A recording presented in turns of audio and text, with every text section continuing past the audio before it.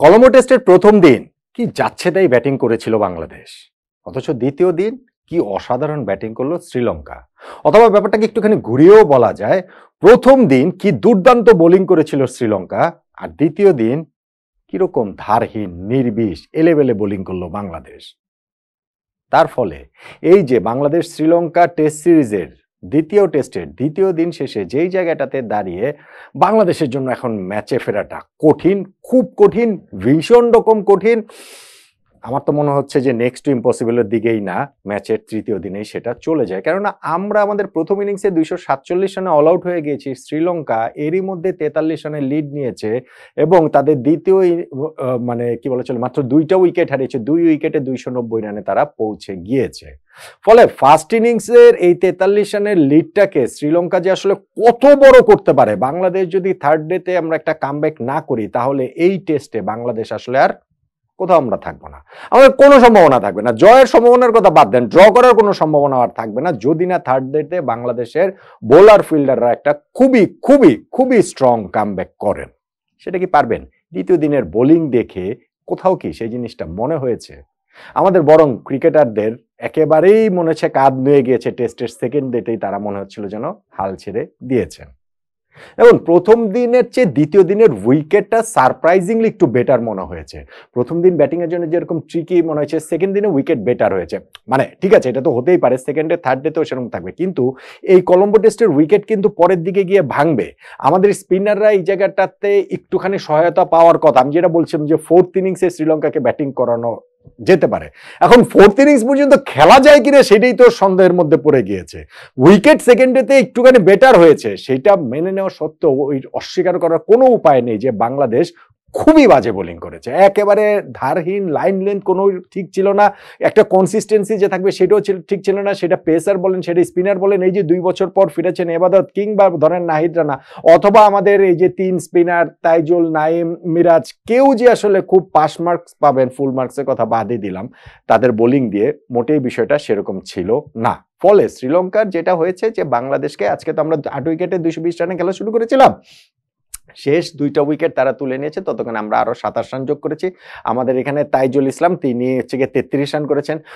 আমাদের এই ইনিংসটা 250 রানই অবশ্য করতে পারেনি বাংলাদেশের, বড় ইনিংস আর খেলবেন কে। তারপরও আমাদের এই ব্যাটসম্যানদের মধ্যে 7 জন 20+ স্কোর করেছেন, একজন 50 পর্যন্ত করতে পারেননি।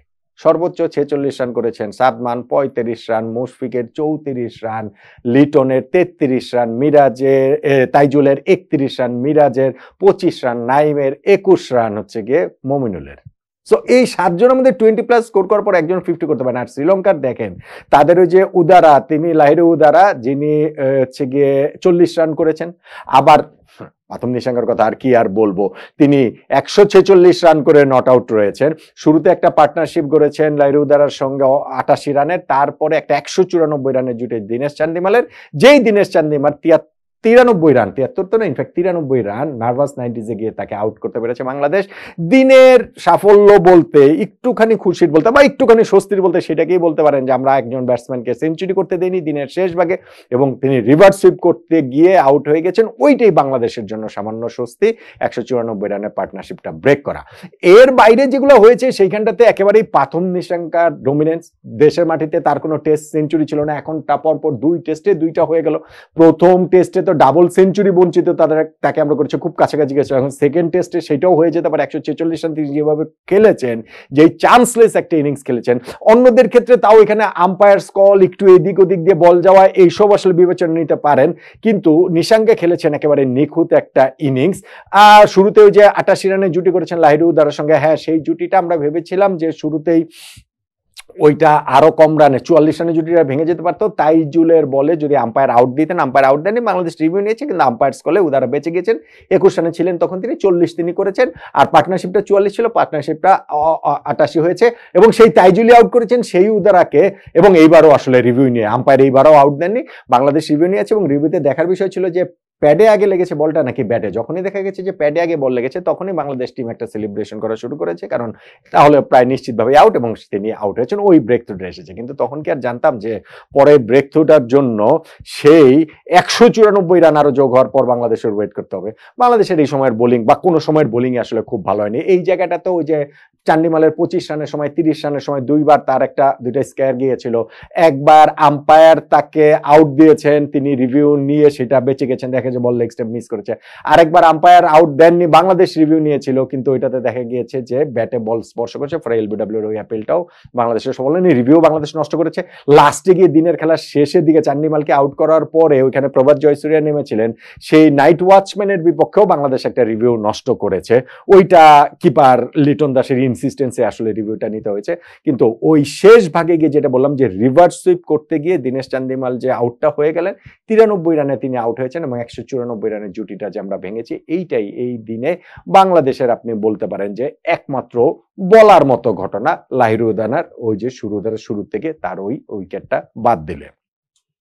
তাহলে কলম্বো টেস্ট দ্বিতীয় দিন শেষে যেই জায়গাটাতে দাঁড়িয়ে রয়েছে সেটা বাংলাদেশের জন্য ভীষণ কঠিন জায়গা। প্রথম ইনিংসে শ্রীলঙ্কা এরই মধ্যে 43 রানে তারা লিড নিয়ে নিয়েছে, এবং তৃতীয় দিনে খেলাটা তারা শুরু করবে হাতার 8 উইকেট নিয়ে। এইটা বাংলাদেশ কি ম্যাচে থাকতে পারবে কিনা সেইটাই থার্ড ডে তাতে আরো ভালোভাবে স্পষ্ট হবে। বাংলাদেশের জন্য কাজটা খুব খুব খুব খুব রকম কঠিন হয়ে গিয়েছে।